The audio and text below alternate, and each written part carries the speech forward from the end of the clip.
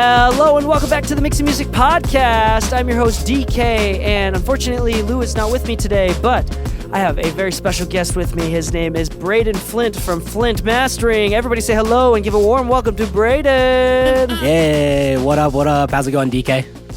What up, Braden? Thank you so much for joining us today. The reason why we're doing an episode with Braden, this is not your average guest. And the reason why is because if you haven't heard, we are now doing 3 episodes a week instead of 1 episode a week. Ayo. Here's how this works. So once a week, Lu and I will do a regular podcast, the way it's always been, the way it's always going to be, your classic once a week, Tuesday mornings at 6 a.m. podcast episode. But on Wednesday and Thursday mornings at 6 a.m. Eastern Time, Braden is in charge of releasing short 5 to 20-minute episodes for you that are more technical focus. So, Braden, do you want to explain a little bit about the idea and the approach with these episodes? Yeah, absolutely. I'd love to. So, pretty much the idea, I guess, is what we can call affectionately micro content to plug ourselves into your lives more and more each week and to help you guys with kind of more technical issues that you might be facing with mixes. So I know that with the podcast, normally Dee Kei and Lu like to focus on a little more philosophy, a little more philosophical side of mixing, things like that. Also delving into the technical as well.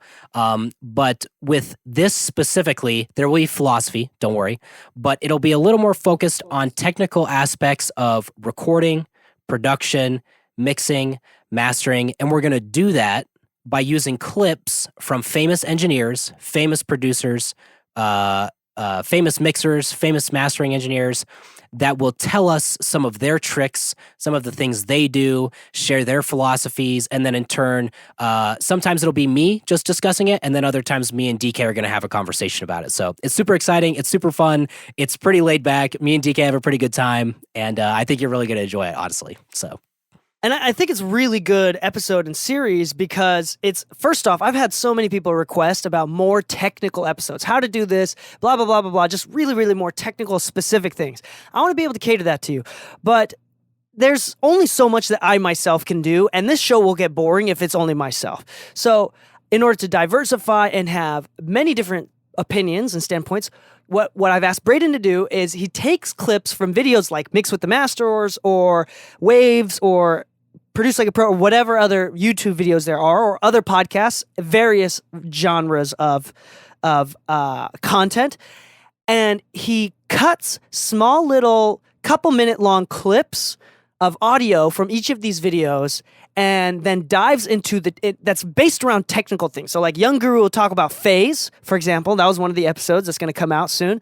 And then he's going to curate that information and then talk a little bit about why that was important or how you can kind of take that away, and gives you challenges at the every end of every episode.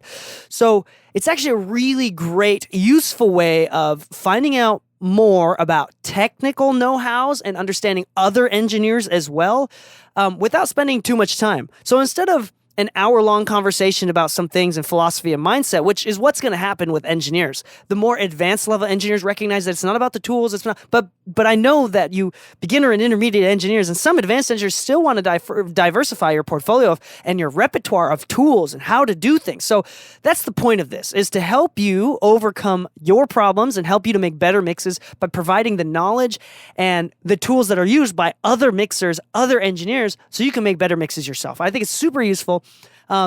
Braden, of course, and I will share our opinions on how we do similar or different things. And sometimes it might be a video or an audio clip that we take, and I just destroy the shit out of it. Like, no, this is not right, and here's why it's not right. And maybe that's what it comes down to. But regardless, it's going to be a great learning experience and a great open discussion between Braden. The reason why I've asked Braden to hop on is not only is Braden a great speaker and a great charismatic person, he's a mastering engineer, and I think that he's going to be going pretty far with his career over the future, and we're good friends. I mean, honestly, that's what it is. We're good friends. And I think that he's very intelligent, and he's going to be able to put together these clips really, really well. And he's going to be able to have insightful data. And I think there's something in it for him too. I mean, you're a mastering engineer. There's only so much that, it's always good as a mastering engineer or in any sort of engineer in any capacity or producer should always be learning. So I'm forcing him to learn through this. So I think it's like gonna work out for everyone. Absolutely. So go ahead and check this out. So how do you get access to these? These are exclusive episodes. So how do you get access to these episodes? Let me tell you right now. Okay, if you go to mixingmusicpodcast.com/exclusive, you will get to a site that you can pay $4 a month. It is $3.99. It is $4 a month. That is a cup of coffee. And for that amount of money, you can unlock every episode ever and forever as long as you're subscribed. And the cool thing about how this works is that if you're a listener on Spotify or Apple Music or any other podcast platform, it'll change the RSS feed just for you. So when you enter in your data and do checkout for $4 a month, you don't have to use another platform. You can listen. All of those episodes will unlock on your Spotify and unlock on your Apple Podcast. So it'll just be right there for you. You get 3 episodes a week, and 2 of them are specifically technique based, which is exactly what you guys don't shut up about. So in the most loving way, right? And during these episodes, you get to even learn some cool things like a new nickname that Braden has for me, and which we won't get into. But Braden, what kind of things can people expect from these podcast episodes? Honestly, they can expect a lot of fun, that's for sure. They can expect to hear a lot of my voice droning on as a typical mastering engineer would. No, and I apologize. I've been a little sick, so my voice sounds a little wonky. But yeah, like the most important thing is we literally just get to learn from the best in the industry. And I'm not saying that about myself. I will say that about Dee Kei. But with some of these clips from the professionals, like that's what you're going to get to hear. And this way, you don't have to spend hours like searching the rabbit holes of YouTube, because that's what I'm going to be doing. So I'll take care of all the search work and then clipping things, and I'll make sure to let you know what clips they come from, where I found it, so you can go watch the entire thing if you want, because like DK said, it'll be like 1-minute, 2-minute clips. But pretty much just like expect to hear like super awesome, insightful things from professionals who have won awards, who've been doing it for a really long time. And then you get to hear what some people might consider like a more, I guess you could say a little more accessible approach to these things with someone like me and DK, where we're not on this like super high, ultra level mix engineer panel where we've won Grammys and have all these awards and people feel like they can't approach us. We're just 2 normal dudes. DK loves shoes and keyboards. I love video games and my wife, so yeah. Why did you say that as if I don't love my wife? I don't know. As soon as I said it, I was like, whoops, mistake. But I'm giving you a hard time. But for real though, like I think it's going to be like digestible too, because people will say things and it happens what we call like the math teacher syndrome, where like the math teacher is so good at math that they forget how to properly explain it. So when we pull up these audio clips, some of them may not make sense to especially the younger viewers. So Braden and I are going to be breaking down the clips into very digestible pieces of knowledge, and usable, so you can take home. So we're gonna play an episode right now for you to hear, and you can listen to this demo. I'm gonna let you choose what episode you decide to slice in here, Braden, but we're gonna play an episode right now, so here it is. Roll that clip.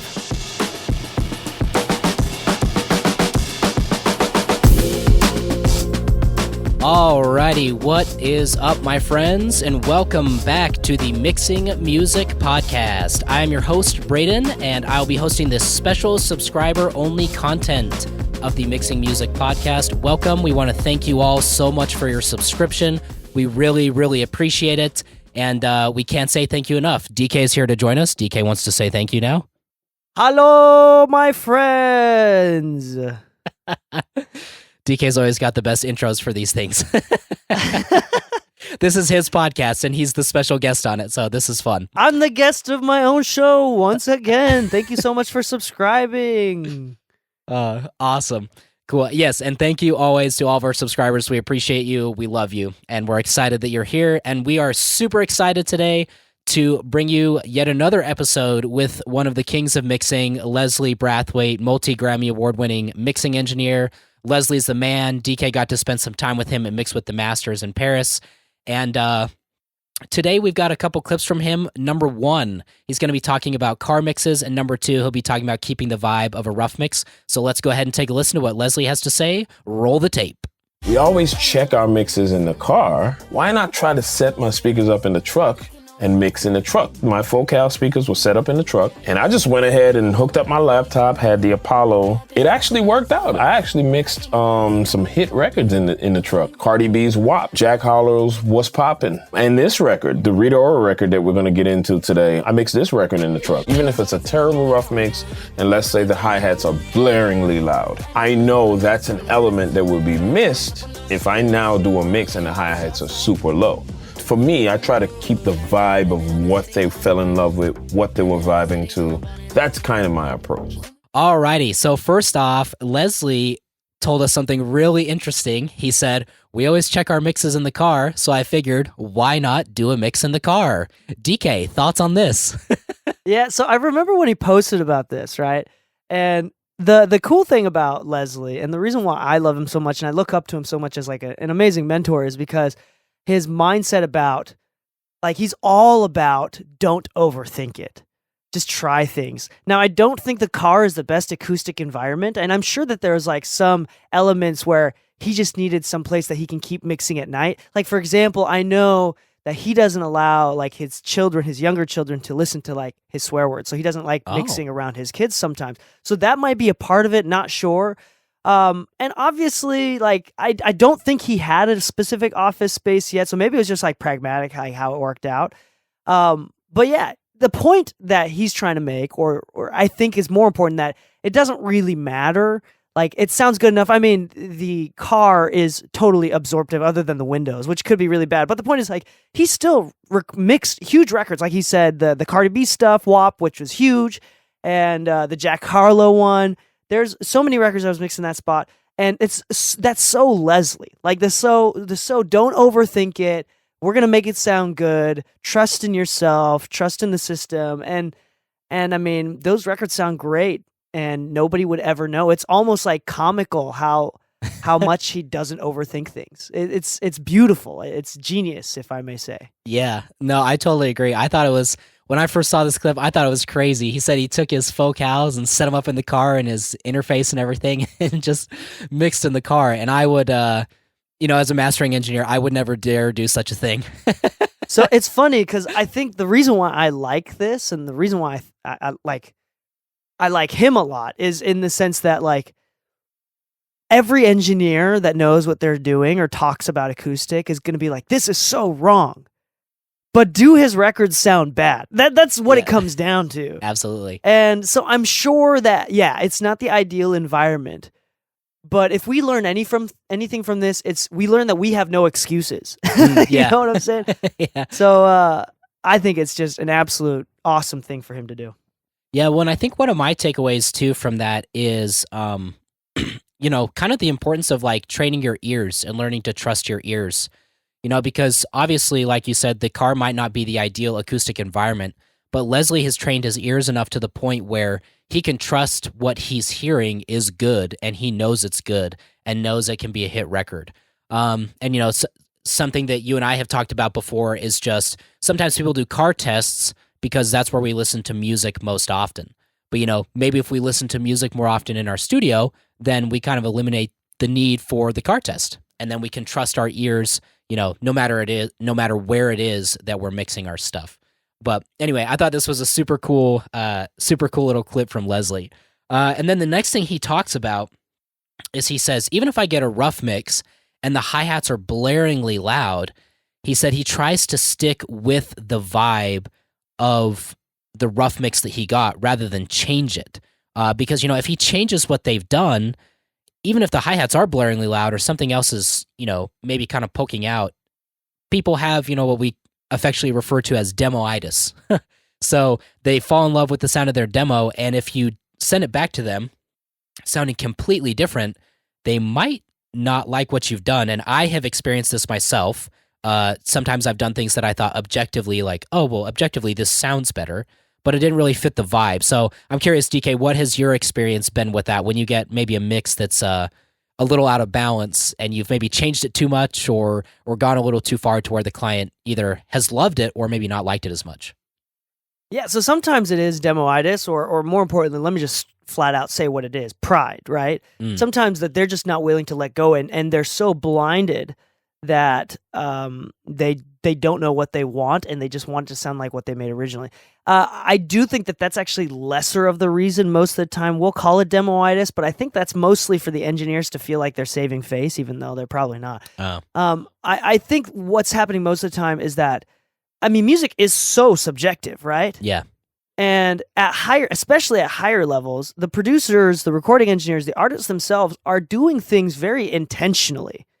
Like the tones of their vocals, like if you've been in like these bigger like recording sessions, the artist will say like, it's not weird for the artist to say, take out more lows of my vocal, and like they'll participate in the actual, like, not mix, but the production of the song. And I think that whenever we say it's demoitis and just like, that's it, like, and leave it there, we're denying them that they have any sort of sense of ear or intention.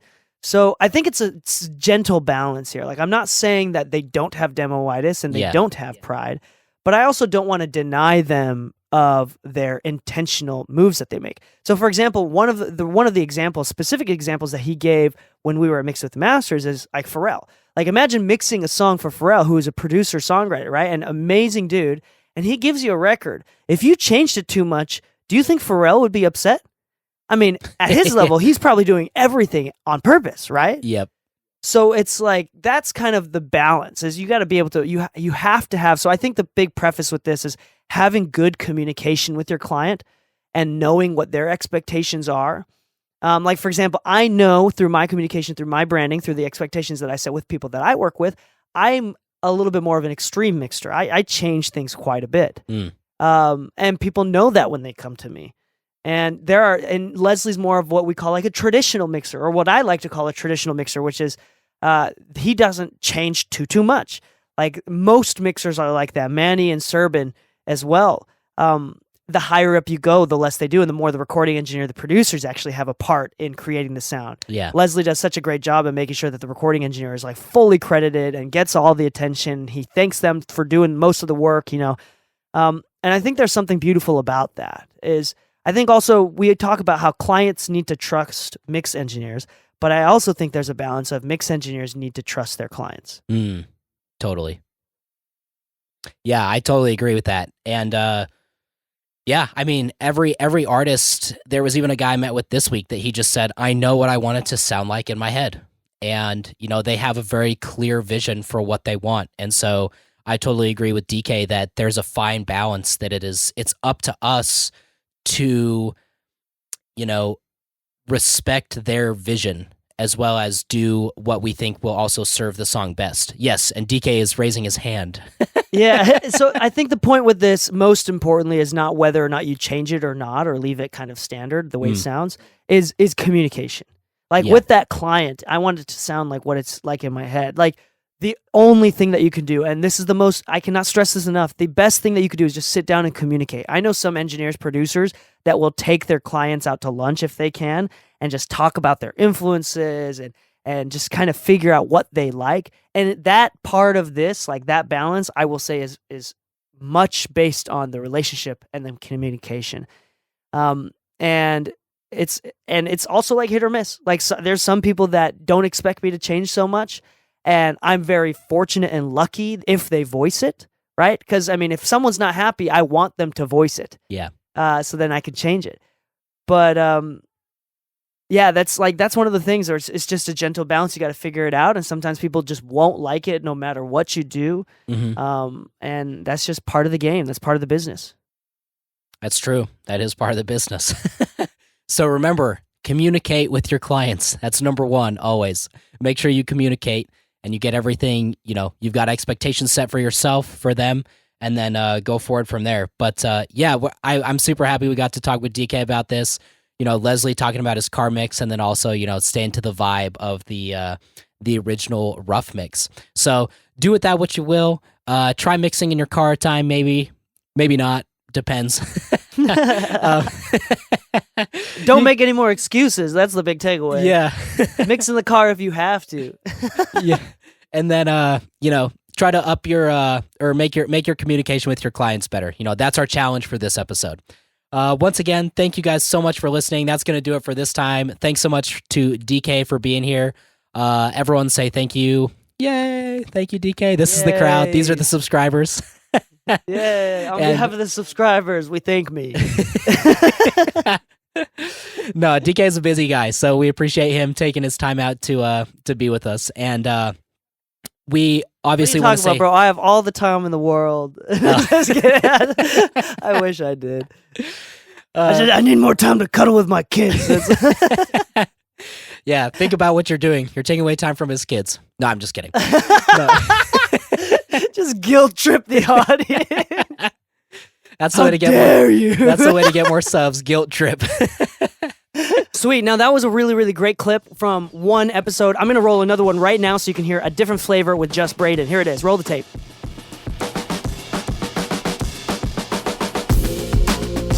What is going on, everybody? Welcome back to the Mixing Music Podcast. I am your host.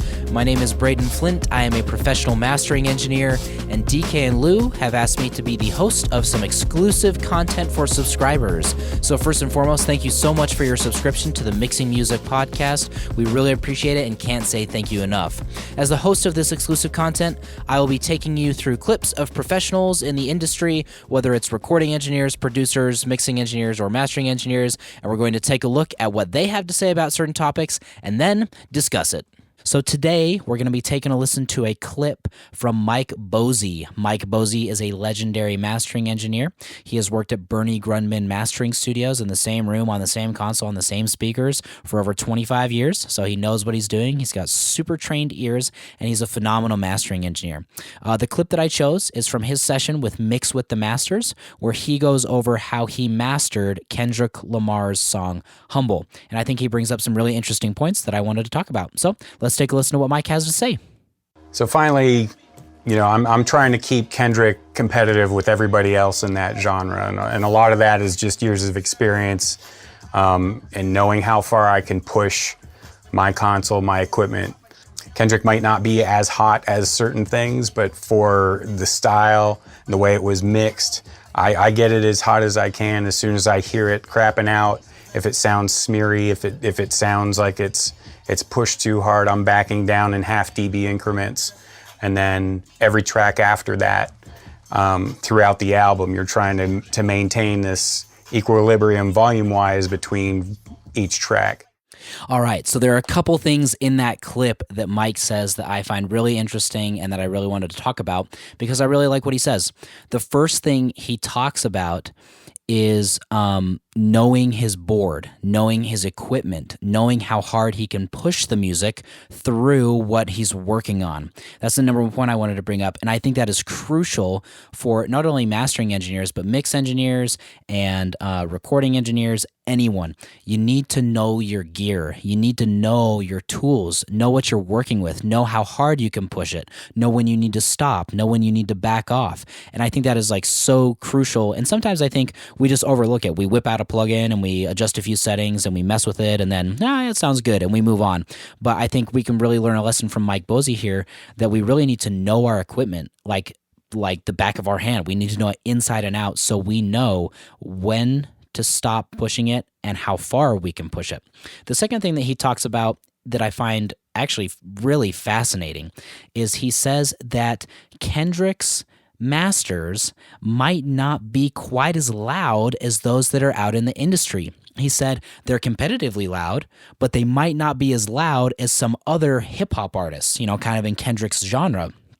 And with the whole huge loudness wars battle and everyone wants their tracks louder and it's all kind of subsided at this point, but with kind of all that going on, it's amazing to me to hear Mike Bosey just say Kendrick's music might not be as loud, and he essentially says, and I'm okay with that. That's fine with me, because Mike Bosey is doing what is right for the music, okay? And sometimes pushing a song till it is blasted out of its mind, till you have shaved off all the transients just so you can get maybe 1 or 2 more dB, a couple more LUFS up on the scale. It's not worth it. You got to do what's right for the music. You got to make the music sound awesome. And in the video, you'll have to go check it out. But Mike Bosey talks about how involved Kendrick Lamar is in the process, even in mastering.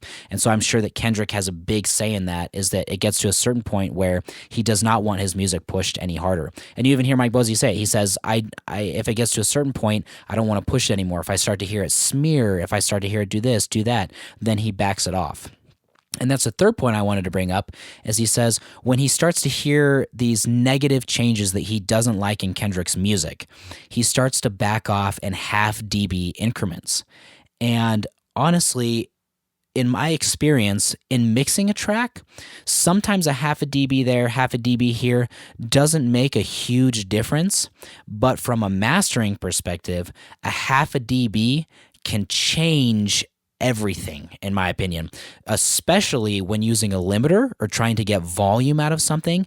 Pushing something just a half a dB more or pulling it back a half a dB could be the difference, in my opinion, between squashing a track and leaving the dynamics and the transients intact. There's been a couple times when I've pushed the gain up on a limiter and I just want to see what'll happen. I do the same thing as Mike Bosey. I go up in half dB increments. And sometimes I go up a half a dB and the gain reduction that I'm getting on the limiter goes up by an entire dB or goes up by a dB and a half just from pushing half a dB of gain into it. And at the same time, if I pull off a half a dB, sometimes I get a full dB less of gain reduction. So now you get more punch in the master, you get more punch in the mix, the transients are coming back, the song is more full, it's got more life in it. And I just think it's incredible how much of a difference in mastering half dB increments can make. So just to kind of go over again what Mike Bosey said, number one, know your equipment. Know how hard you can push your stuff. Like I said at the beginning, he's been working on the same console, on the same speakers, in the same room for 25 years. So he knows his gear intimately. And you and I should do the same, whether it's analog gear or whether it's plugins. We need to know our equipment. Number two, do what's right for the music. Just because it's a quieter master than something else that might be out there doesn't mean it's wrong. Kendrick Lamar's song Humble was massive. It was absolutely huge. And guess what? It wasn't as loud as some of the other masters in the industry because it wasn't good for the music. So do what's right for the music. And then lastly, when you're in a mastering situation and you need to change things up a little bit, try boosting half a dB. Don't go up a full dB. Don't go up 2 dB. Or if you need to cut, try cutting by half a dB. Make little subtle changes that can ultimately have big effects on the entire mix and master. All right, so you can tell that these are actually really great episodes. Once again, you go to mixandmusicpodcast.com/exclusive or just go to the menu bar and click it. And on this exclusive page, you can sign up, $4 a month. It'll unlock all the episodes. It might take a day or two to officially unlock everything for everything to process, but it's really, really simple. All of that money goes towards creating more and more content. We're doing a lot better. We're trying to do way more with this stuff. And more importantly, the goal of everything, especially this micro content, it's not to make money. Believe it or not, the music industry and the audience for people consuming this kind of content is very, very, very, very, very, very small and hard to monetize. I'm trying to talk to a very small audience who is famously known for not having that much money. So it's if I was doing this for money, I'd be talking about anything else in any sort of platform, in any sort of capacity, but it's not. It's because I genuinely care about mixes, and I'm very passionate about mixing and about audio, and I really genuinely care about you getting the best out of your. Because here's the thing, I grew up being really insecure about my techniques and my mixing skills, and I later found out that it was total bullshit, that I shouldn't overthink shit. And the thing is, no matter how much I tell you that, you got to get to a certain point where you start to trust yourself. So I want you to kind of overcome yourself. I want you to be more confident. And I think the better and more competitive the music industry is and the audio engineering industry is, the more money we can make together as a group, and the better ones are going to show themselves, the more technology is going to be in place, the more the economic system is going to improve around engineering. So I think it's genuinely going to help everyone if there's more people competing and everybody got better. And I think that the craft of making music itself will improve together as we work together. So honestly, I'm really in it for y'all.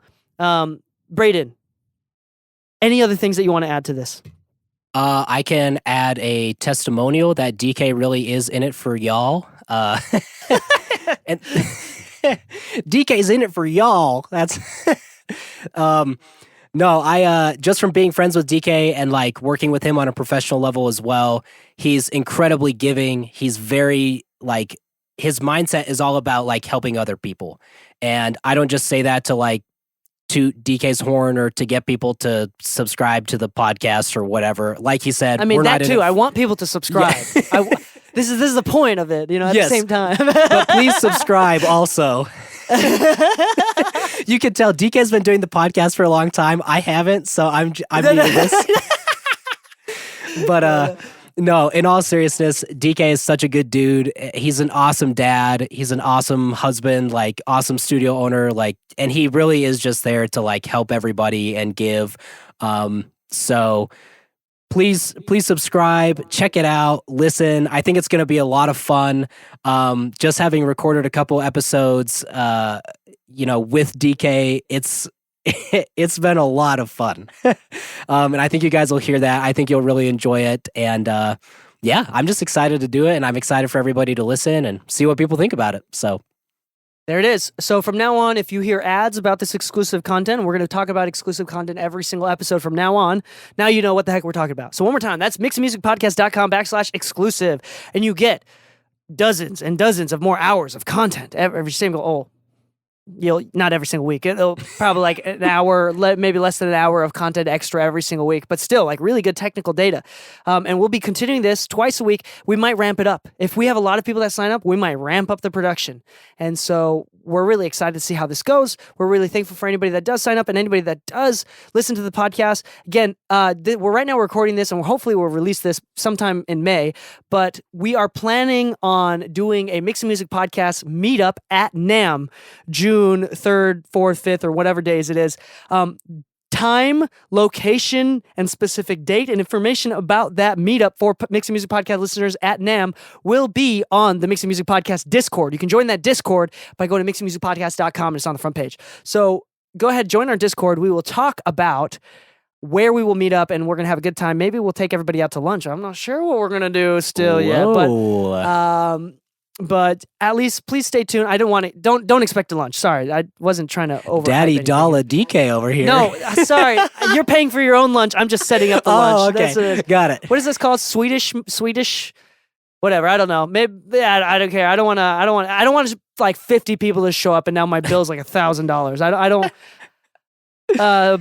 Yeah. So we're gonna think of something as well. But anyway, you want to sign us off, Braden? Absolutely. I need to come up with a signature catchphrase. So for now, I'm going to use DK's. Happy mixing, my friends, and stay saucy.